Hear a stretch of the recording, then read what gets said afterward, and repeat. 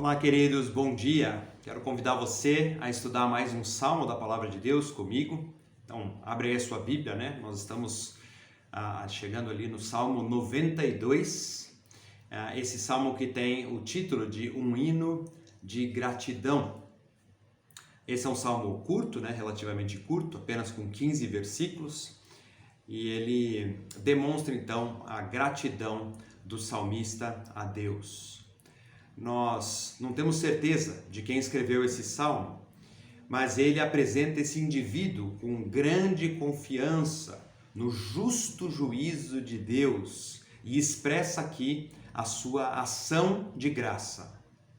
O salmista se mostra entusiasmado ao falar que Deus é misericordioso na salvação, é grandioso em suas obras, é justo em tratar com os ímpios e fiel em fazer os seus filhos prosperarem.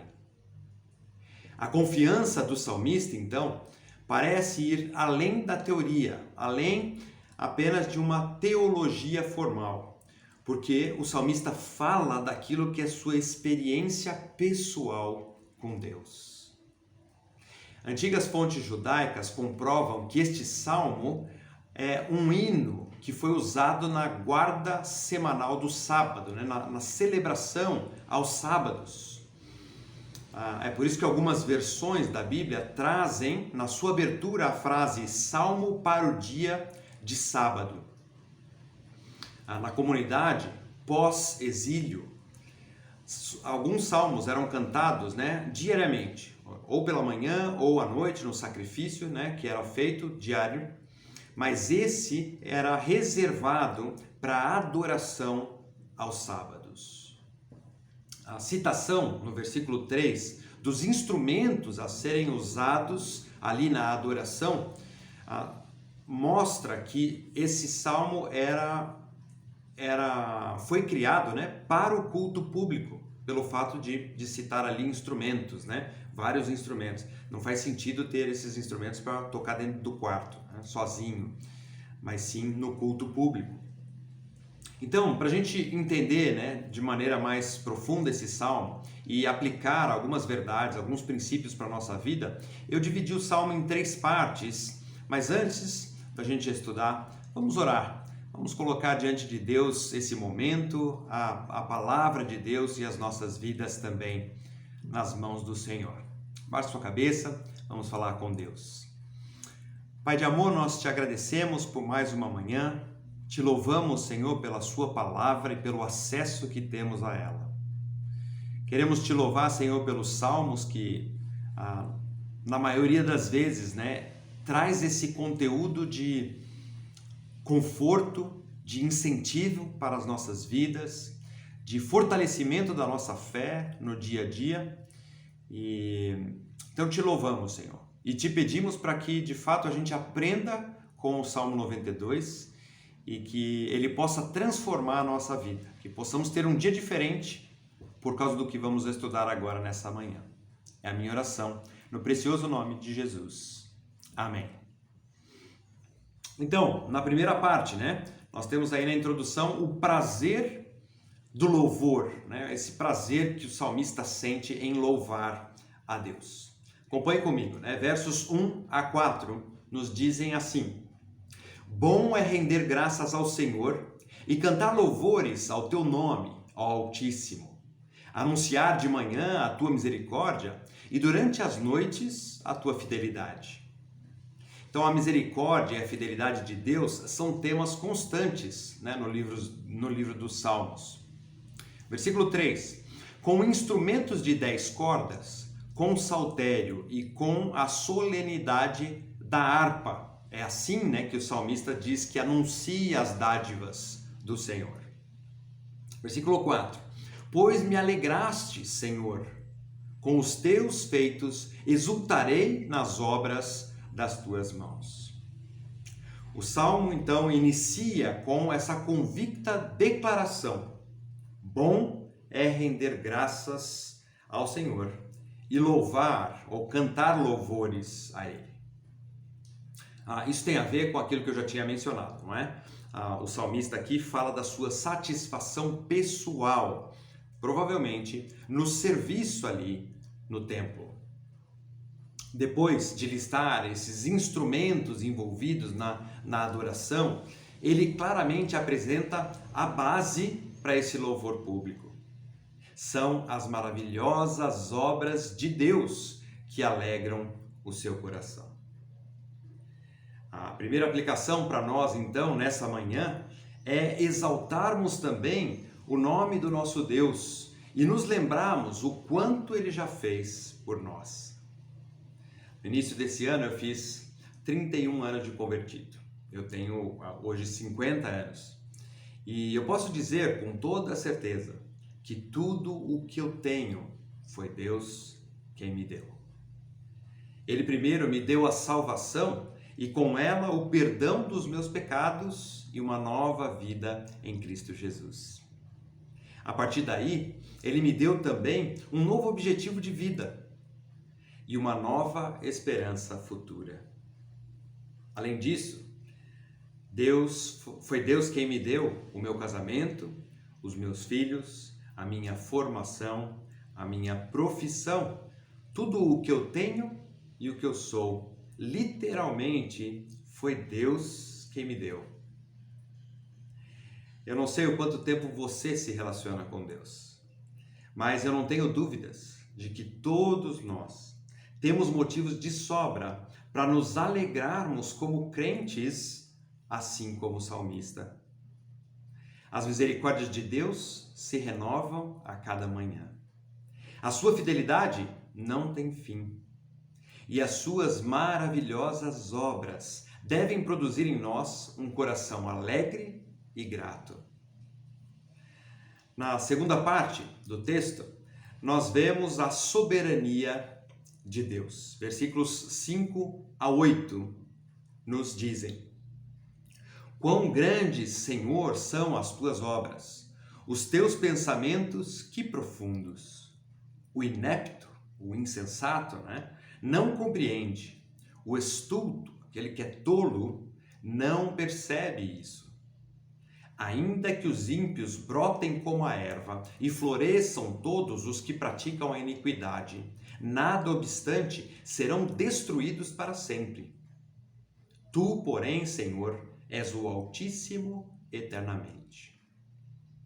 O versículo 5 aqui deixa evidente a soberania de Deus. Ele faz isso quando diz: grande Senhor, quão grande, Senhor, são as tuas obras. A natureza soberana e sublime de Deus, conforme elogiada aqui pelo salmista, é colocada em contraste com a falta de compreensão do insensato e do tolo. O salmista fala da aparente prosperidade desses ímpios, mas logo ele vai contrapor isso com a destruição certa desses homens que têm falta de percepção e de compreensão. E ele faz isso com base na eterna, inabalável e altíssima posição que ocupa o nosso Deus. Queridos, eu tenho certeza de que um dos motivos mais recorrentes de desânimo na vida do crente tem a ver com a falta de percepção correta de quem Deus é. Nós servimos a um Deus que é onipotente. Para Ele não há impossíveis. Não existe coisa demasiadamente difícil. Lembra? Não foi isso que o anjo disse para Abraão ali, quando anunciou que Sara teria um filho aos 90 anos de idade? Deus é onipotente. Nosso Deus também é onipresente. Ele está conosco o tempo todo. Não importa aonde vamos e a que hora vamos.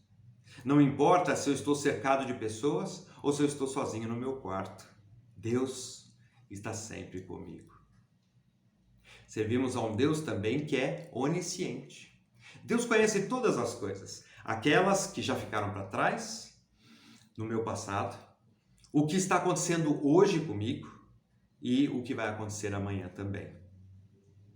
Ele conhece todas as coisas potenciais, ou seja, tudo que poderia acontecer se cada situação da minha vida tivesse uma mínima mudança, alteração. Deus já já sabe o que aconteceria. Deus conhece todas as pessoas igualmente e por isso, qualquer problema circunstancial ou de relacionamento, Deus entende. O conhecimento de Deus não se trata de descobrir as coisas que vão acontecendo na minha vida. Deus nunca aprendeu ou descobriu nada, porque Ele já sabe de todas as coisas desde a eternidade. Deus nunca é pego de surpresa. Assim, Deus, com o seu conhecimento perfeito, sabe a melhor forma de fazer a sua vontade acontecer no mundo e também nas nossas vidas. Onisciente, onipresente e onipotente, para citar apenas 3 dos muitos atributos do nosso Deus. E saber disso deveria nos fazer sentir seguros e gratos pela soberania de Deus em nossas vidas. Em terceiro lugar, nós temos a certeza do juízo na vida dos ímpios. Acompanhe comigo versos 9 até 15. A palavra de Deus diz assim: Eis que os teus inimigos, Senhor, eis que os teus inimigos perecerão.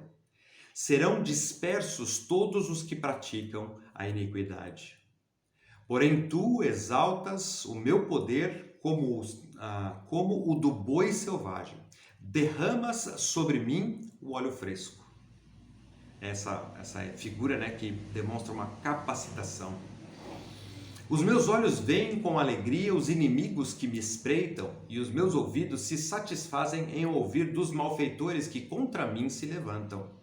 Por quê, né? Porque ele tem essa certeza de vitória.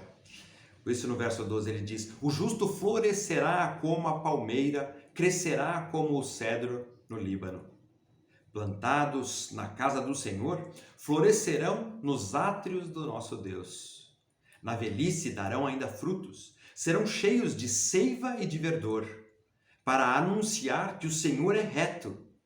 Ele é a minha rocha e nele não há injustiça. Vejam como aqui os inimigos do salmista são considerados novamente como inimigos de Deus também, e vice-versa, né? Nós vemos isso quando ele fala: os teus inimigos perecerão, Senhor, porém tu exaltas o meu poder. O salmista está certo que Deus dará a retribuição devida aos ímpios deste mundo, e ele se sente como se fosse um com o Senhor. O salmista se sente como se não pudesse se separar da vitória vingadora de Deus, da sua justa causa e da sua ação contra o inimigo. Já imaginaram?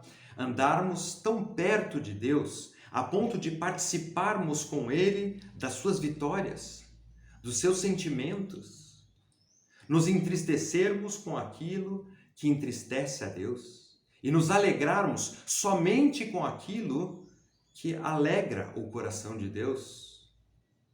Queridos, se nós agíssemos assim, então cada vitória de Deus seria uma vitória para nós também. E o nosso Deus, você sabe, Ele nunca perde. Por isso, então, nossa vida seria cheia de vitórias. Para terminar, o salmista faz uma linda descrição da felicidade do justo, essa imagem de uma árvore plantada na casa do Senhor, no versículo 13. Uma árvore plantada ali no átrio do templo, né? O átrio é aquele local central, cercado de prédios, né? Onde havia uma proteção, um cuidado com aquela árvore. Essa árvore no átrio simboliza então a condição próspera daqueles que mantêm um relacionamento íntimo com o Senhor.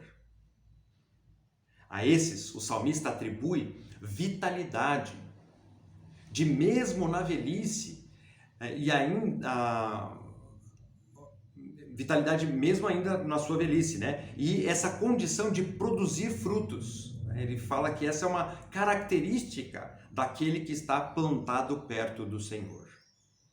Vitalidade na velhice e abundância de frutos.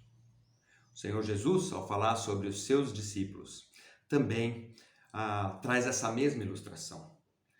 No Evangelho de João, capítulo 15, versículo 5, Jesus confirma essa verdade e aplica para nós nos dias de hoje, dizendo assim: eu sou a videira, vós os ramos. Quem permanece em mim e eu nele, esse dá muito fruto, porque sem mim nada podeis fazer. Então, queridos, que nosso dia e a nossa semana sejam marcados pelo que aprendemos com este salmo. Uma vida de gratidão pela misericórdia, fidelidade e as maravilhas de Deus. Uma vida segura, uma vez que estamos conscientes da soberania e dos atributos de Deus. E uma vida frutífera, uma vez que cultivamos raízes profundas na videira verdadeira que é nosso Senhor Jesus Cristo. Amém? Vamos orar mais uma vez e clamar pelo nosso dia e pela nossa semana. Pai de amor, nós te louvamos por essa palavra encorajadora, que nos traz essa segurança de que podemos nos alegrar baseados na tua misericórdia e fidelidade. De que podemos, Senhor, viver seguros porque o Senhor está presente o tempo todo, conhece todas as coisas e é todo poderoso para agir em qualquer situação. E também, Senhor, podemos ter essa vida frutífera para a honra e glória do seu nome, enquanto nós permanecemos arraizados no Senhor Jesus Cristo, que é a videira verdadeira. Dá-nos, Senhor, um dia na tua presença, um dia frutífero, um dia para a honra e glória do seu nome. Dá-nos, Senhor, uma semana condizente com a nossa posição de cristãos. Tudo isso nós te pedimos, Pai, no precioso nome de Jesus. Amém. Um bom dia para vocês todos e um bom resto de semana. Nos vemos então no domingo. Um abraço a todos.